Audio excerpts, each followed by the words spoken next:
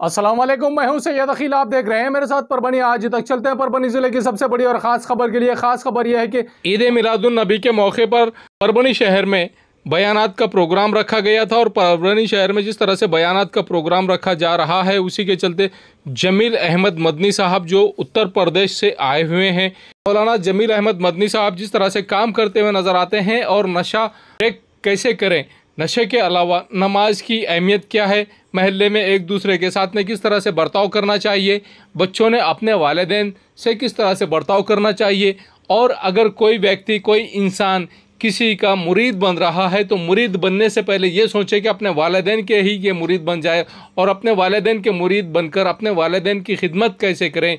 यही बयान और इस बयान के ज़रिए से ही नौजवानों को एक मैसेज दिया है मौलाना जमील अहमद मदनी साहब। इन्होंने जो उत्तर प्रदेश से आए हुए थे, परभनी शहर के जमजम कॉलोनी के मस्जिद गौसुल वरा, यहाँ पर इनका बयान हुआ और इनके बयान के मौके पर इन्होंने जिस तरह से अपनी बात को रखा है, आइए जानते हैं।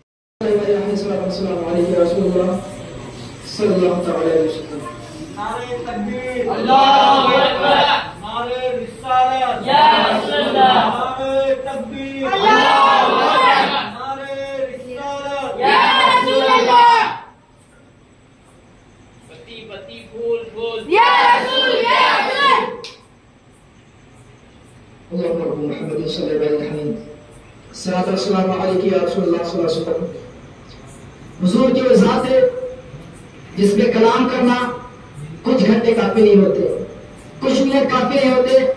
आपकी अज़मत व शान बहुत बुलंद है। कोई ये ना समझे इस वाक्य से कि मेरे आका उस मुल्क को चुरा कर लेकर आए।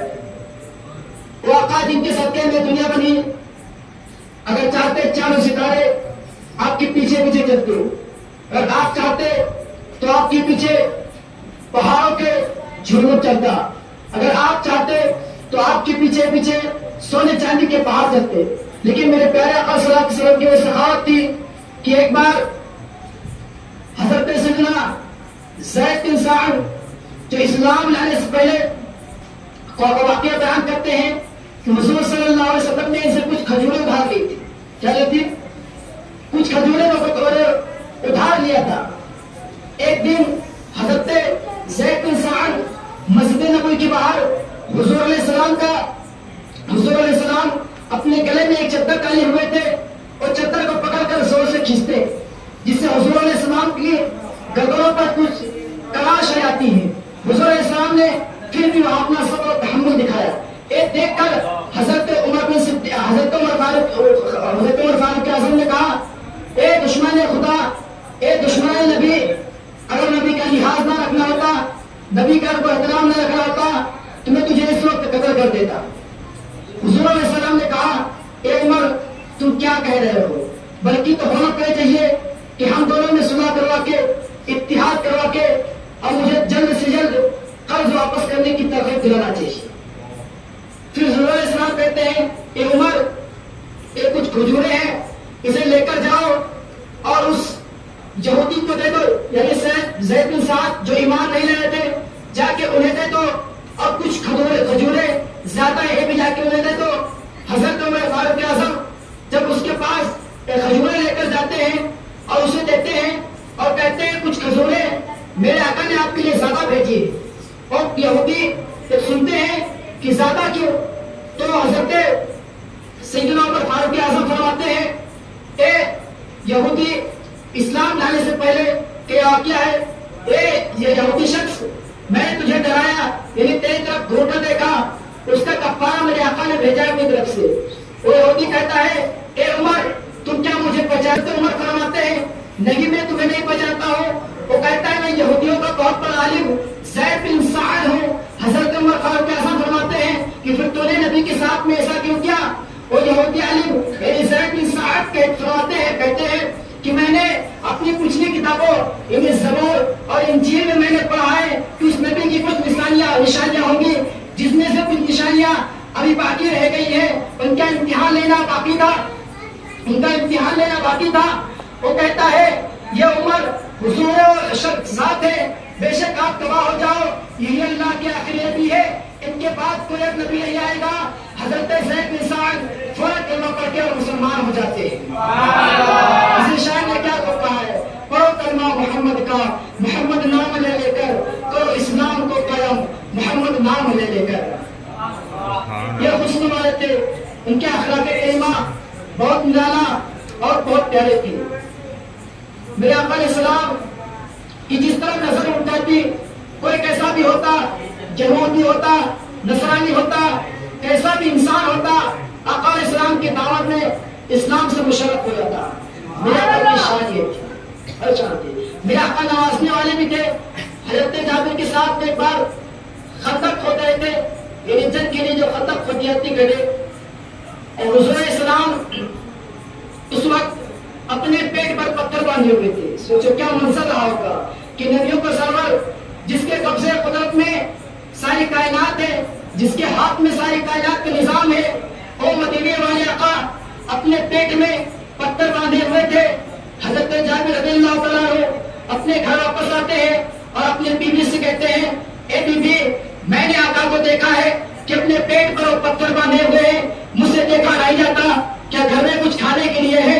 हजरत जाबिर की बीवी कहती है, घर में फिलहाल तो कुछ नहीं है, मगर कुछ जौ है, वो मैं पीसती हूँ। हजरत जाबिर ने कहा, जल्दी सिया की रोटी बनाओ और मैं भी एक बकरी ज़बह करता हूँ। उसके बाद हुजूर अलैहिस्सलाम को हजरत जाबिर ने दावत दे के तशरीफ ला रहे थे कि बीवी ने पीछे से आवाज दी, ए जाबिर, हुजूर से कहना कि अपने चंद सहाबा के साथ ही आएंगे, क्योंकि खाना बहुत थोड़ा ही है।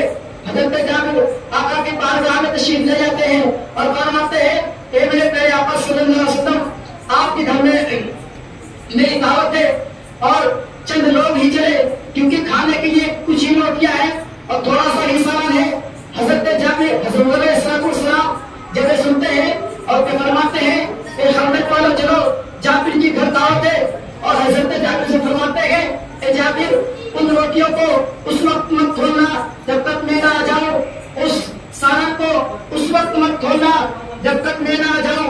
वाकई में जब हुजूर अलैहिस्सलाम हजरत जाबिर के घर पहुंचते हैं, एक एक करके 1000 लोग खाना खा लेते हैं, मगर कसम रब्बे काबा की वो खाना खत्म नहीं होता। तभी तो आला हजरत फरमाते हैं, कौन देता है देने को मुंह चाहिए, देने वाला आगे सच्चा हमारा नहीं। एक कुछ शेर जवाई थी, बाजरी थी, जिसमें 1000 लोगों ने खाना खाया। कुछ सालन था जिसमें 1000 दिया करते थे, नमाज दिया करते थे।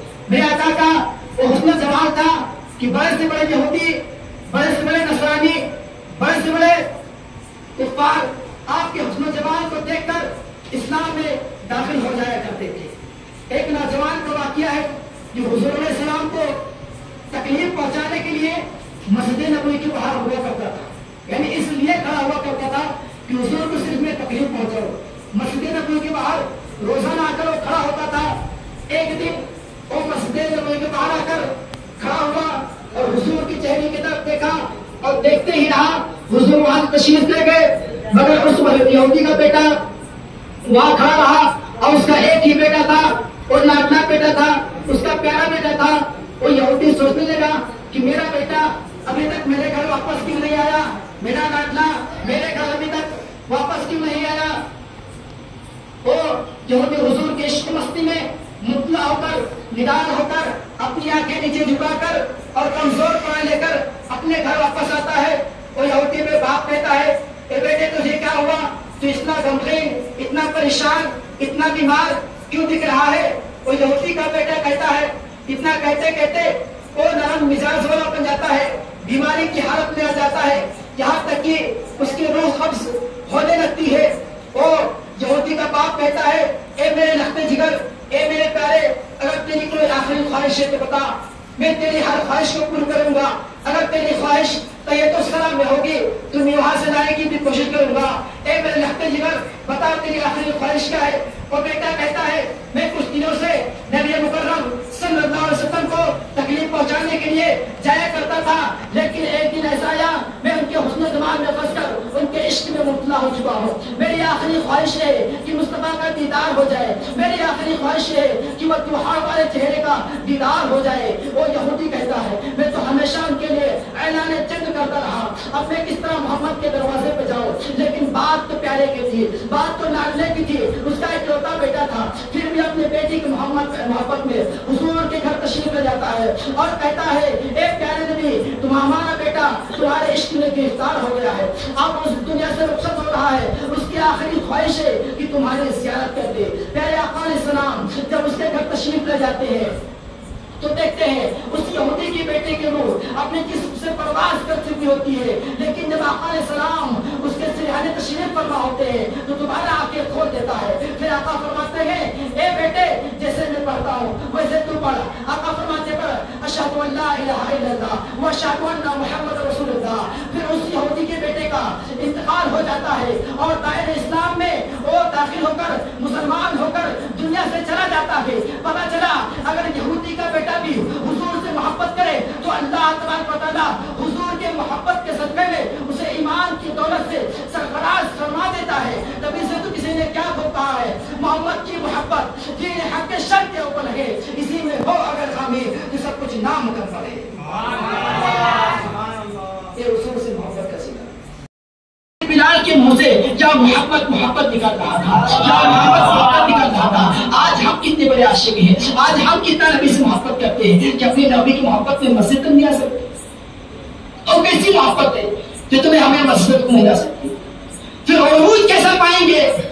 और कौम तरक्की नहीं कर सकती जो मस्जिदों से दूर रहे, अपने उलमा इकराम से दूर रहे, मदरसों से दूर रहे, तो कौम कभी तरक्की नहीं करेगी। और तरक्की करने वाले अलग थे, हम उस उम्र के मानने वाले थे जिस उम्र अगर रास्ते से चल दे तो शैतान भी अपना रुख बदल देता था।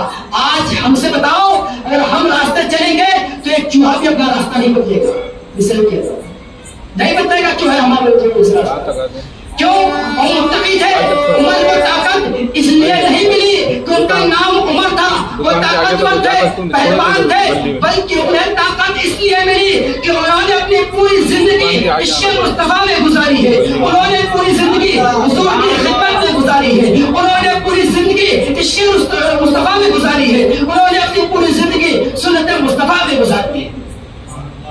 तो क्यों ना हो हम भी उस उम्र की सुन्नत का अमल करना शुरू करो। उरूज पर आने से हमें कोई रोक नहीं पाएगा। एक चंद दिन की जिंदगी है, एक चंद दिन की लम्हात है, बहुत ही पेचीदा हालात है। इसके बाद हमें जो लंबा वक्त, जो लंबा पीरियड है वो कब्र है और बहुत लंबा सफर है। वहां न मौत है, वहां सिर्फ जिंदगी है। वहां कोई मौत की तमन्ना नहीं करेगा, उसे मौत नहीं आएगी। आज हम शब रोज अपना वक्त जहां गुजारते हैं अपने मोबाइलों में गुजारते हैं, फेसबुक के कमेंट्स पढ़ते रहते हैं। मैं कहता हूं अब 15 मिनट आधी घंटा चैलेंज के साथ कहता हूं अगर आप मोबाइल चला लें तो आपके हाथ में बेकरारी महसूस होने लगती है, आपकी आंखें भारी हो जाती है, आपका सर भारी हो जाता है, दिल कारोबार में दिल नहीं लगता। मैं कहता हूँ ऐ नौजवानों, आज हम अपने कारोबार के लिए परेशान हैं, आज हम अपने धंधे के लिए परेशान हैं, आज हम अपने नौकरी के लिए परेशान हैं कि कोई हमें अपनी दुकान पे लगा दे, कोई हमें अपनी नौकरी पे रख ले, कोई अपनी दुकान पे लगा दे। ऐ नौजवानों, अगर नौकरी करना चाहते हो तो मोबाइल का इस्तेमाल कम करो और रोजाना 5 मिनट, कितना 5 मिनट रब का कलाम लेकर रोजाना कुरान पढ़ो। जब तू कुरान पढ़कर अपने घर से बाहर जाएगा, जब तू घर वापस आएगा तो हलाल रिस्क लेकर आएगा। दुरूद पढ़ो, दुरूद की बेशुमार फज़ाइल है। मैं औरतों को भी पैगाम देना चाहता हूँ अपने भाई के जरिए से कि औरतों, आज हर किसी का रोना है कि बच्चा हमारा सुनता नहीं, बच्चा हमारा मानता नहीं। मैं कहता हूँ औरतों, जब ये सब खुराफात से बच जाओ, लफड़ा झगड़े से बच जाओ, दुनिया के खुराफात से बच जाओ, मोबाइल से बच जाओ, सीरी टीवी से बच जाओ, फिल्मों डांसर से बच जाओ, तो रोजाना कुरान पढ़ा करो। क्योंकि कुरान फरमाते हैं कुरान पढ़ना भी सवाब है, कुरान देखना भी सवाब है, कुरान को चुमना भी सवाब है। अगर कुरान पढ़ना आता है तो बहुत अच्छी बात है, अगर कुरान पढ़ना नहीं आता तो तो बहुत अफसोस की बात है। फिर भी रोजाना औरतों जब हमल से हो जाओ तो अपने हाथों में कुरान लेकर और कहो ये कुरान मेरे रब का कलाम है, ये कुरान मेरे नबी पे नाजिल हुआ, ये कलाम अगर किसी पत्थर पे नाजिल होता तो पत्थर फट जाता। दिल में दुरूद पढ़ो, उसके बाद कुरान को बंद करो, उसके बाद दुआ मांगो, ऐ अल्लाह तबारक व तआला इस कुरान का नूर मेरे बच्चे के चेहरे पर अता फरमा। कसम खुदा की जब तेरा बच्चा पैदा होगा तो तुझे किसी तावीज देने जाने की जरूरत नहीं पड़ेगी। वो बच्चा खुद अपने जरिए आलिम दीन बनकर आएगा, वो परहेजगार वाला होकर आएगा, मुत्तकी वाला होकर आएगा, गौसे आज़म के कदम पर चलने वाला होकर आएगा, हजरत उमर के नक्शे कदम पर चलकर होकर आएगा, हजरत उमर फारूक आज़म के नक्शे कदम पर चलने वाला होकर आएगा। कुरान की बेशुमार फज़ाइल अल्लाह के नबी फरमाते हैं 3 चीजों को देखना इबादत। पहला कुरान को देखना इबादत। कुरान एक ऐसी चीज है जिसका एक हर्फ पढ़ने से अल्लाह तबारक व तआला 10 नेकी अता फरमाता है। 10 नेकी अता फरमाता है। दूसरा है माँ बाप के चेहरे की तरफ देखना। किसके चेहरे की तरफ देखना? वो खुशनसीब है जो अपने माँ बाप के चेहरे की तरफ देखते हैं। माँ बाप के चेहरे की तरफ देखना हजरे असवद चूमने का सवाब मिलता है। जो अपने माँ बाप के चेहरे को दिन में एक बार शौक और मोहब्बत के साथ देखे उसे अल्लाह तबारक व तआला हज मकबूल का सवाब अता फरमाता है। नौजवानों में पैगाम देना चाहते कि आज हम अपने माँ बाप का कितना दीदार करते हैं, आज हम अपने माँ बाप की कितनी इज्जत करते हैं, आज हम अपने माँ बाप से कितनी मोहब्बत करते हैं। माँ बाप वो दरख्त है, माँ बाप ये कह लीजिए वो खजाना है जो एक बार चले जाते हैं दोबारा हाथ नहीं आते। दुनिया की शोहरत, दुनिया की इज्जत, दुनिया का पैसा, हर चीज दोबारा मिल सकता है, मगर माँ बाप जैसी नेमत एक बार जाने के बाद तुम्हें दोबारा नहीं मिलेगी। इसलिए कहता हूं अपने माँ बाप की खिदमत करो, अपने माँ बाप से मोहब्बत करो।